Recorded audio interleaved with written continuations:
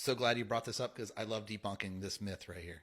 So there's this myth out there that everything supposedly flips, like the Republicans all of a sudden became the racists and the Democrats became the champions of civil rights. That's complete nonsense. There's actually three myths to this. The first one is the Republicans wanted to pander to white rednecks in the South, so they became racist. And that's actually BS. Republicans actually became competitive in the South with Republican President Herbert Hoover and especially with President Dwight Eisenhower. You might remember Eisenhower because he's the one who supported the Brown versus education, and he also is one who sent the National Guard down to Little Rock to lit the to end segregation. So he became really popular at that time.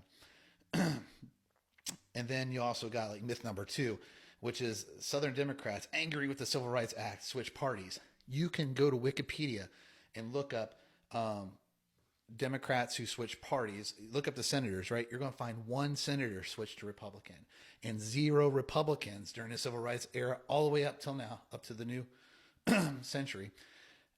Zero of them switched to Democrat. So there was no party switch, none at all. Only one Democrat senator and went to Republican. Let's go with the third myth. The Republicans have dominated the South due to this thing called the Southern Strategy, right?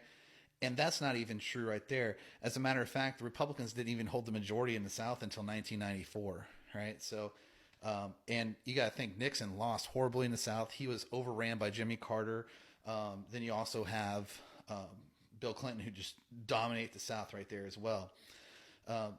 There's a writer called Kevin Williamson. He's of the National Review. He writes, if the Southern rednecks ditched the Democrats because of the civil rights law passed in 1964, it's strange they waited until the late 80s and early 1990s to do so. They say things move slower in the South, but not that slow.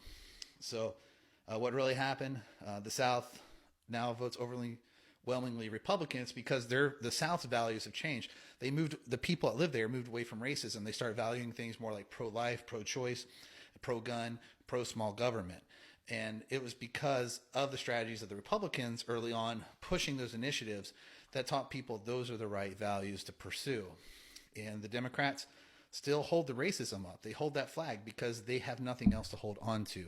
Think about it. Look in the news. Who's the ones crying racism at every little thing, even when it's nonsensical, when it doesn't make any sense, it's stupid? It's going to be the Democrats. So there was no party switch, man. There never was. They lied to you. They played you for a fool. That's just what they do.